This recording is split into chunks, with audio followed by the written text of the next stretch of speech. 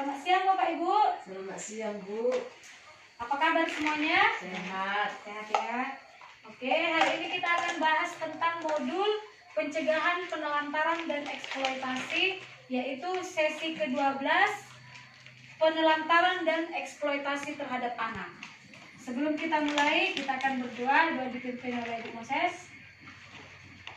Mari kita berdoa menurut kepercayaan kita masing-masing. Doa dimulai.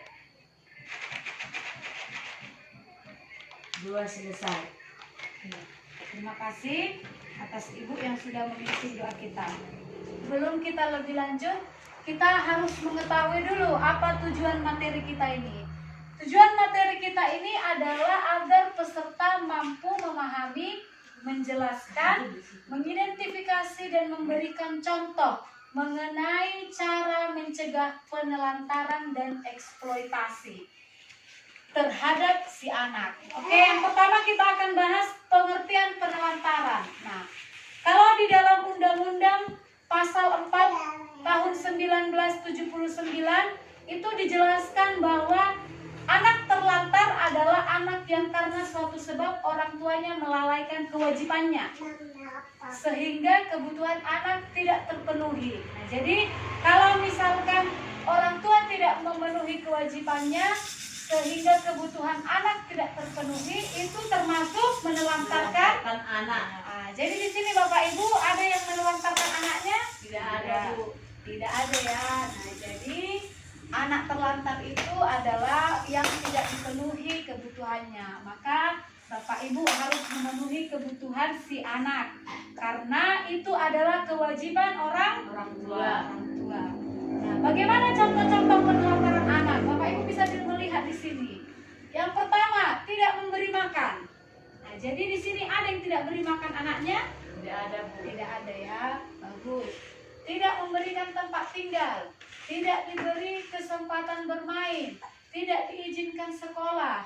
Nah, jadi kalau misalkan anaknya pengen sekolah tetapi orang tuanya tidak membolehkan, itu berarti menelantarkan anak ya. Iya Bu. Oke. Kemudian tidak melakukan imunisasi terhadap anak. Nah, anaknya harus dibawa imunisasi karena itu adalah hak si anak. Tidak membawa berobat kalau dia sakit, tidak mendukung pendidikan si anak. Berarti kalau tidak mendukung pendidikan anak itu menelantarkan Anak. Nah, di sini ada yang tidak mendukung pendidikan? Tidak Bu. Tidak ya, berarti harus didukung pendidikan anak. Tidak memberikan kasih sayang. Dan banyak lagi. Nah, ini bisa Bapak Ibu baca. Inilah contoh-contoh penelantaran anak. Nah, jadi kalau misalkan Ibu tidak melakukan salah satu di antara ini, berarti Ibu sudah menelantarkan anak Ibu sendiri. Maka dari itu kita harus memperhatikan kebutuhan si anak ya. Penelantaran ini tentu akan mengakibatkan hal-hal buruk ya. Iya Bu. Kira-kira apa Bu akibatnya? Putus sekolah. Sekolah. Kemudian kurang gizi. gizi. Kemudian Celaka, luka, sakit. oke, jadi banyak ya akibat-akibat yang disebabkan oleh penelantaran. Dan yang paling fatalnya adalah anak akan mengalami masalah pada penyesuaian dirinya ya. Dia bisa saja mengalami keterbelakangan akibat penelantaran tersebut. Nah, jadi untuk mencegah penelantaran ada beberapa hal yang harus kita pahami Bapak Ibu. Yang pertama, kita harus memenuhi kebutuhan si anak, meluangkan waktu bersama dengan anak. Apakah Bapak Ibu pernah meluangkan waktu bersama dengan anak? Pernah. Nah ya, berbagi tugas dalam mengasuh anak, mendidik anak, memperhatikan pergaulannya, memperhatikan perkembangan anak, dan masih banyak lagi. Nah, Bapak Ibu bisa membacanya di sini bagaimana cara mencegah penelantaran tersebut. Selanjutnya adalah eksploitasi. Jadi, eksploitasi itu adalah pemanfaatan anak untuk memperoleh keuntungan. Bisa berupa materi, bisa juga berupa non-material. Nah, jadi kalau dibilang memanfaatkan anak itu banyak contohnya. Misalkan kita menjual anak atau perdagangan anak. Demikian. Nah, jadi eksploitasi ini sangat dilarang oleh pemerintah karena ini ada sanksi pidananya. Nah, jadi Bapak Ibu, kalau misalkan ada yang melihat perilaku eksploitasi atau tindak eksploitasi, Bapak Ibu bisa melapornya ke dinas terkait ya. Nah, jadi sampai sini sudah paham Ibu apa eksploitasi? Sudah, Bu. Nah, jadi ada contoh-contoh eksploitasi. Yang pertama, pemanfaatan tubuh anak. Ini yang tadi saya jelaskan, perdagangan anak ya, atau pornografi anak, anak yang mengalami cacat atau bayi yang digunakan untuk memancing rasa iba. Ada yang tahu maksudnya ini Bapak Ibu? Ada, Bu. Nah, gimana maksudnya? Contohnya menjadi peminta-minta untuk dengan membawa anaknya yang cacat. Oke. Kemudian ada juga memanfaatkan tenaga. Misalnya dia memecah batu, anaknya disuruh padahal belum umurnya. Mengupas kerang, memulung sampah, mendulang emas, atau bekerja lebih dari 3 jam per hari dan terus menerus. Nah, jadi kalau misalkan Bapak Ibu memaksa anak bekerja lebih dari 3 jam, maka itu sudah merupakan eksploitasi Iya, Bu.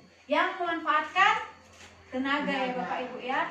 Nah, jadi yang dua ini kira-kira keuntungannya materi atau non materi Bapak Ibu? Materi ya.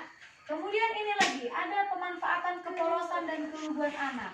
Ada perkawinan anak pada usia sebelum 18 tahun. Ada di sini Bapak Ibu? Tidak ada, Bu. Tidak ada ya. Atau anaknya dijual untuk bayar hutang? Tidak ada. Ada, jauh-jauh lah ya. Oke, jadi ini adalah contoh-contoh eksploitasi. Nah, dengan hal ini Bapak Ibu dapat melihat apa-apa saja contoh eksploitasi. Jadi ada memanfaatkan tubuh, ada memanfaatkan tenaga, ada memanfaatkan kepolosan dan keluguan si anak. Kita lanjut lagi Bu. Ada unsur-unsur eksploitasi. Nah, kalau dibilang unsur-unsurnya itu alasannya kenapa dia melakukan eksploitasi.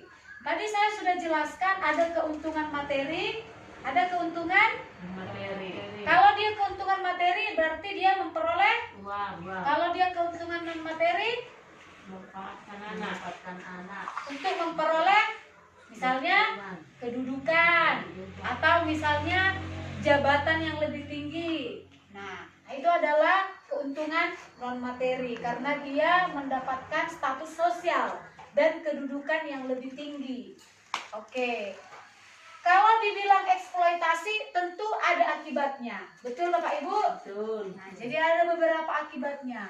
Pada umumnya akibat eksploitasi sama dengan akibat penelantaran ya. Anak. Karena dapat membuat putus sekolah, dapat membuat anak perkembangannya terganggu. Begitu ya Bapak Ibu ya. Iya, Bu. Nah, jadi kalau misalkan Bapak Ibu sudah mengetahuinya, kita perlu mencegahnya ya. Iya, Bu. Karena kalau misalkan kita sudah melihat ada satu unsur, kita harus segera mencegahnya. Di sini ada beberapa hal yang dapat Ibu lihat, Bapak Ibu lihat, bagaimana cara mencegah eksploitasi. Yang pertama, kita harus mengupayakan anak tetap sekolah.